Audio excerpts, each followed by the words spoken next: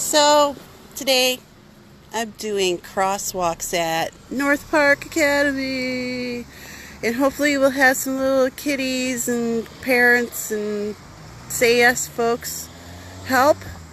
But I am going to have a super volunteer, Mark Van Kerkhoven.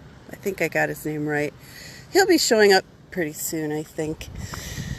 This rig with, I don't know what makes it more heavy. Maybe it's a striper, but it's like a whole lot heavier.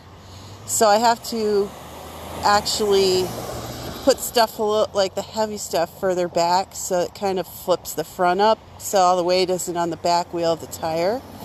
But you know, in spite of the fact that it was really heavy, it's actually not too hard to maneuver and pull. I wish I knew how much it weighed. I want to say it's like 200 to 300 pounds with all the gear. So this is the most awesome trailer I've ever seen in my life. I haven't gone too far. I could have gone downtown, probably would have taken me forever.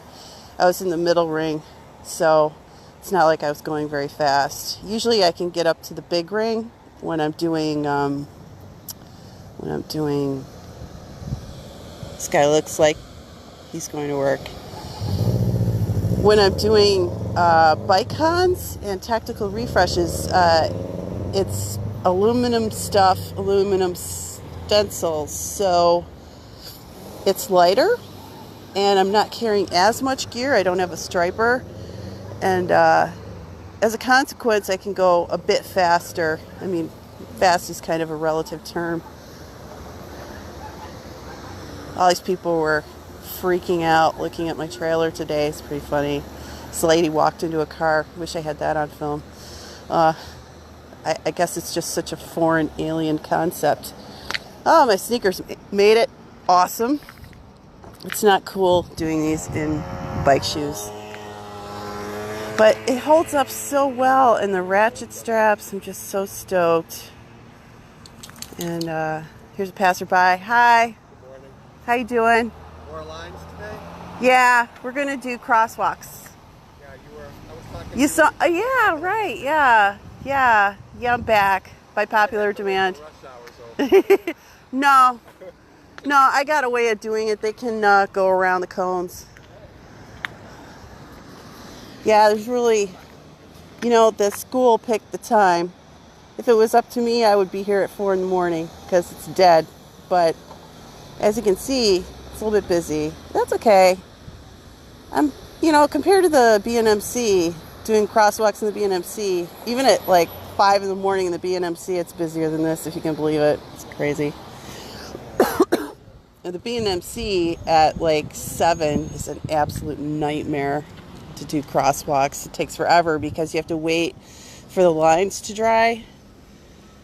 And people are not happy about going to work, I think, because they're kind of crabby. Yeah, I'd be crabby too if I wasn't riding my bike to work. So I think they might be less crabby if maybe you did the, like if you're coming in from one of these suburbs, you could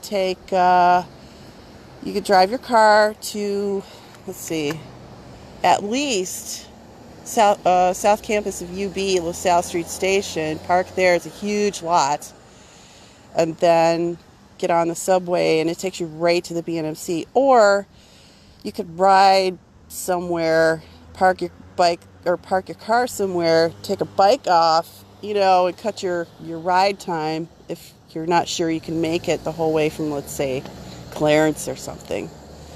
But this driving stuff, it's just going to get worse, because as Buffalo's economic fortunes improve, traffic will get more congested. And you got Uber and Lyft everywhere. There's just going to be more and more cars. A lot of people drive their kids to school. That's what's really great about North Park Academy. It's a community school, so you have a lot of people whose kids actually walk to school. Imagine that. That's what I did. I did that all through school. grammar school, like from kindergarten. What has happened in the world that kids don't walk to school anymore? It's crazy. So, that's why we're doing the crosswalks here, because we're trying to encourage people not to drive their kids to school. I mean, you ever been to Tapestry? Boy, that's a nightmare. You go over there and it's like a traffic jam. It's kind of gross. So this is going to have crosswalks and stop bars. Julie Fetzer, she's always reminding me. She's at the DPW. She's really an awesome chick, and she's an engineer, and she's small but mighty, and she's always reminding me, because I always forget in my drawings to put the stop bars, but I don't forget to put them on the street. They're very important. So I'm going to get started. I'm going to take off the stencils, undo the ratchet straps. That's the first step. Then just get everything ready. Put the stencil together. This stencil here is a crosswalk stencil that I made. It's modular so that it could go on this cargo trailer, which is kind of important because, we're trying to demonstrate that bikes can be used for a lot of things. They're very liberating. Like, I was not too jazzed on going to work when I worked at GM at the factory, because I wasn't, like, people were kind of jerks about me riding my bike. They're like, you work at a car company, why are you riding a bike?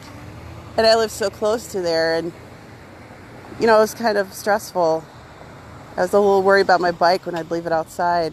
But, it's smiled upon by everyone at my organization, and certainly people in the bike community, that I'm using a bike to do my work every day. I mean, imagine you can do a whole crosswalk operation, cones, safety vests, paint, the whole nine, and do it on a bicycle. I was talking to friends in Toronto, and they said that it's taking forever to get bike lanes, refreshed. They just don't, after living through Rob Ford and, the bike lane debacle, they just don't have the funding they used to have. And, now they got Doug Ford, and he's not pro-bike at all. I think he's more of a pro-Trump kind of person. And as a consequence, they don't get done. And I was telling them what I do here in Buffalo, and they were begging me to come to Toronto. My friends, not the city. But wouldn't that be cool if I could take this rig up there and show Toronto how to do this? That'd be fun. So I'm starting to take this apart. I can't film, unfortunately, and take this apart, get ready at the same time. So that's the beginning of it. I bid you farewell.